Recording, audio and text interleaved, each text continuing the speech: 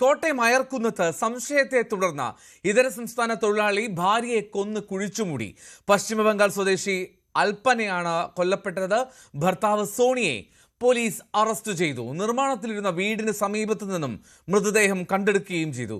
V Vinod ഇതിന്റെ വിവരങ്ങൾ നൽകും. വിനോദ്, എങ്ങനെയാണ് ഈ അന്വേഷണം ഈ വീടിനടുത്ത് തന്നെയുള്ള അല്ലെങ്കിൽ പുരയിടത്തിൽ തന്നെ ഈ മൃതദേഹമുണ്ട് എന്നുള്ള തലത്തിലേക്ക് എത്തിയത്? എൽദോ, ഭാര്യയ്ക്ക് മറ്റൊരാളുമായി ബന്ധമുണ്ടെന്ന സംശയത്തെ തുടർന്നാണ് ഈ കൊലപാതകം നടത്തിയതെന്നാണ് പ്രതി ഇപ്പോൾ പോലീസിന് മൊഴി നൽകിയിട്ടുള്ളത്. ഈ സംഭവം ഇങ്ങനെയാണ്. കഴിഞ്ഞ 14-ന് തൻ്റെ ഭാര്യയെ കാണാനില്ല എന്ന് പറഞ്ഞ് സോണി പോലീസിനെ സമീപിക്കുന്നു. 16-ന് പരാതി നൽകുന്നു. ആ സമയത്ത് തന്നെ പോലീസ് പറയുന്നുണ്ട് കൂടുതൽ മൊഴി ആവശ്യമാണെങ്കിൽ പോലീസ് വിളിപ്പിക്കും, എത്തണമെന്ന കാര്യം സോണിയോട് പറയുന്നുണ്ട്. തുടർന്ന് ആ പരിസരത്തെ CCTV ദൃശ്യങ്ങൾ പോലീസ് പരിശോധിക്കുകയും ചെയ്തു. അതിലൊരു പ്രധാനപ്പെട്ട തെളിവ് ലഭിച്ചു. സോണിയും ഭാര്യയും 14-ന് രാവിലെ ഒരുമിച്ച് നടന്നു പോകുന്നതിൻ്റെ ദൃശ്യങ്ങളായിരുന്നു.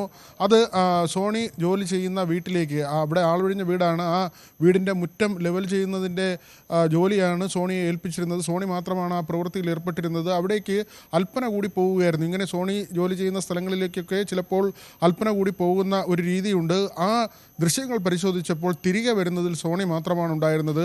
അൽപ്പനയുടെ അസാന്നിധ്യമാണ് പോലീസിന് ഇതിലൊരു സംശയം ഉണ്ടാക്കിയത്. തുടർന്ന് പോലീസ് ഇയാളെ വീണ്ടും ബന്ധപ്പെടുമ്പോൾ ഇയാൾ പശ്ചിമ ബംഗാളിലേക്കുള്ള യാത്രയിലായിരുന്നു. 2 കുട്ടികളുണ്ട്. ഈ കുട്ടികളെയും കൂട്ടി പശ്ചിമ ബംഗാളിലേക്കുള്ള യാത്രയിലായിരുന്നു. തുടർന്ന് റെയിൽവേ പോലീസിൻ്റെ സഹായത്തോടു കൂടിയാണ് എറണാകുളത്ത് നിന്ന് പിടികൂടുന്നത്. വിശദമായി ചോദ്യം ചെയ്തപ്പോഴാണ് ഇതിലെ ചുരുളഴിയുന്നത്.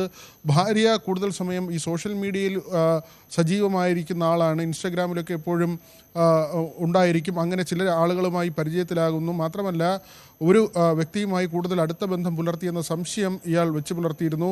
ഇതിനെ ചൊല്ലി പലപ്പോഴും ഇവർ തമ്മിൽ വഴക്കിടുകയും ചെയ്തിരുന്നു. ഈ സംഭവ ദിവസം ജോലി സ്ഥലത്ത് വെച്ചും ഇതേക്കുറിച്ച് വാക്കുതർക്കമുണ്ടായി. തുടർന്ന് തലയ്ക്കടിച്ച് കൊലപ്പെടുത്തുകയായിരുന്നു. കൊലപ്പെടുത്തിയ ശേഷം ആ നിർമ്മാണം നടക്കുന്ന വീടിന് മുറ്റത്തെ ആ തറ ലെവൽ ചെയ്യുന്ന ഭാഗത്ത് തന്നെ മൃതദേഹം കുഴിച്ചിടുകയും അതിന് മുകളിൽ മണ്ണിടുകയുമായിരുന്നു. എന്നാൽ ഈ മൃതദേഹം തോണ്ടിയെടുക്കാൻ പോലീസ് എത്തുമ്പോൾ അവിടെ നിന്ന് ദുർഗന്ധം വമിക്കുന്ന നിലയിലായിരുന്നു. കാരണം ഒരുപാട് ആഴത്തിലായിരുന്നില്ല ഈ മൃതദേഹം ഉണ്ടായിരുന്നത്. കുറച്ച് മണ്ണ് മാത്രമാണ് മുകളിലിട്ടിരുന്നത്. പിന്നീട് പോലീസ് ഇത് പുറത്തെടുത്തു. മൃതദേഹം അൽപ്പനയുടേതാണെന്ന് സ്ഥിരീകരിച്ചിട്ടുണ്ട്. കുട്ടികൾക്ക് ഇത് സംബന്ധിച്ച ചില വിവരങ്ങൾ, അച്ഛനും അമ്മയും തമ്മിലുള്ള തർക്കത്തെക്കുറിച്ചൊക്കെ, ചെറിയ കുഞ്ഞുങ്ങളാണെങ്കിലും ഇവരിൽ നിന്ന് ചില സൂചനകൾ പുറത്തു പോകുമോ എന്ന സംശയം പ്രതിക്കുണ്ടായിരുന്നു. ഇതിൻ്റെ കൂടി അടിസ്ഥാനത്തിലാണ് കുട്ടികളുമായി ഇവിടെ നിന്ന് കടന്നു കളയാൻ പ്രതി ശ്രമിച്ചതെന്ന വിവരം കൂടി ഇപ്പോൾ പുറത്തു വരുന്നുണ്ടല്ലോ.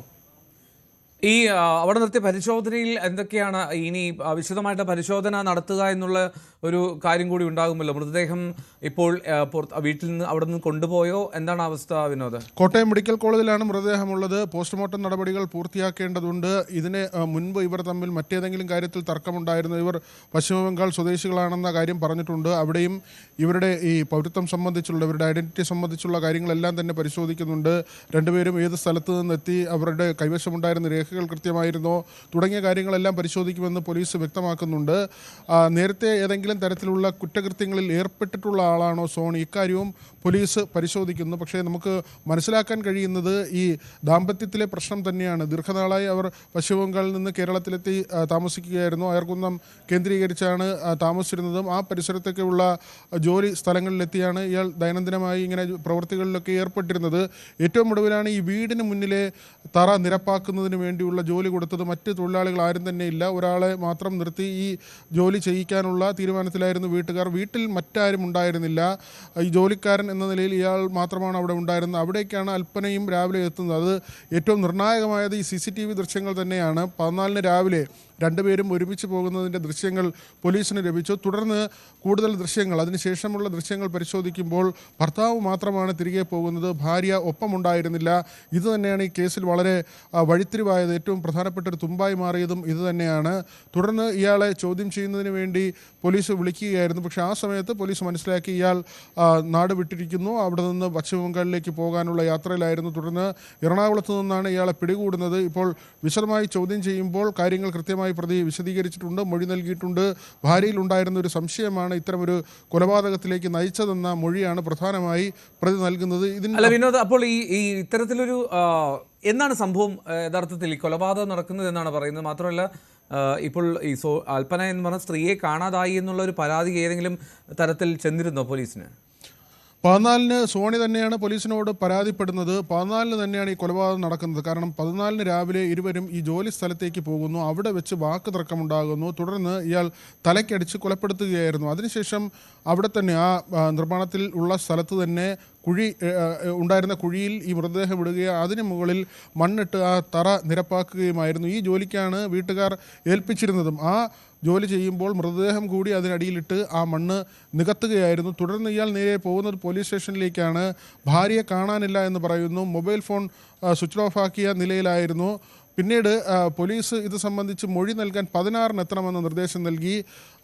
ആ സമയത്ത് തന്നെ പോലീസ് CCTV ദൃശ്യങ്ങൾ, ആ പരിസരത്തെ CCTV ദൃശ്യങ്ങൾ പരിശോധിച്ചപ്പോൾ ഇരുവരും ഒരുമിച്ച് പോകുന്നത് കണ്ടു. ഈ ജോലി സ്ഥലത്തേക്ക് 14-ന് രാവിലെ ഈ കൊല നടക്കുന്നതിന് കുറച്ച് മണിക്കൂറുകൾ മുൻപാണ് ഇവർ രണ്ടുപേരും റോഡിലൂടെ നടന്നു പോകുന്ന ആ നിർണായകമായ ദൃശ്യങ്ങൾ പോലീസിന് ലഭിച്ചത്. തുടർന്ന് പോലീസ് അതിനുശേഷമുള്ള ദൃശ്യങ്ങൾ കൂടി പരിശോധിച്ചു. ആ ദൃശ്യങ്ങൾ പരിശോധിക്കുമ്പോൾ തിരികെ വരുന്നത് സോണി മാത്രമാണ്. അൽപ്പന ഒപ്പമുണ്ടായിരുന്നില്ല. അവിടെ മുതലാണ് പോലീസിന് ഈ സംശയം തോന്നുന്നത്. എവിടേക്ക് അൽപ്പന പോയി, ഇവർ തമ്മിൽ വാക്കുതർക്കമുണ്ടായോ തുടങ്ങിയ കാര്യങ്ങളൊക്കെ പോലീസിനൊരു സംശയമായി വരുന്നത്. 16-ന് ഇയാളോട് മൊഴി നൽകാൻ പറഞ്ഞിരുന്നു.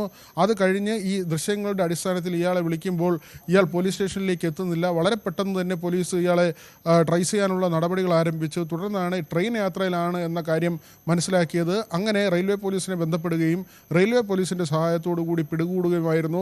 2 കുട്ടികളും ഇയാൾക്കൊപ്പമുണ്ടായിരുന്നു. ഇവരുടെ തന്നെ കുഞ്ഞുങ്ങളാണ്. ഇവരുമായി പശ്ചിമ ബംഗാളിലേക്ക് കടക്കാനുള്ള നീക്കത്തിലായിരുന്നു പ്രതി. എൽദോ. ശരി, എന്നാണെങ്കിലും ഞെട്ടിക്കുന്ന കൊലപാതകമാണ്. ഭാര്യയ്ക്ക് ഒന്ന് കുഴിച്ചുമൂടി, അതും നിർമ്മാണത്തിലിരുന്നൊരു വീടിൻ്റെ അവിടെ തറയിൽ കുഴിച്ചുമൂടുന്ന സാഹചര്യം ഏറെക്കുറെ ചില സിനിമകളിലൊക്കെ കണ്ട രീതിയിൽ തന്നെയാണ് പ്രതി നീങ്ങിയത്. പക്ഷേ CCTV ദൃശ്യം അത് നിർണായകമായി. രാവിലെ എത്തിയ സോണിക്കൊപ്പം തിരികെ പോകുമ്പോൾ ഭാര്യ ഉണ്ടായിരുന്നില്ല. അതാണ് പോലീസിന് ആദ്യം ലഭിക്കുന്ന തുമ്പ് എന്നാണ് വിനോദ് വിവരങ്ങൾ നൽകിയത്.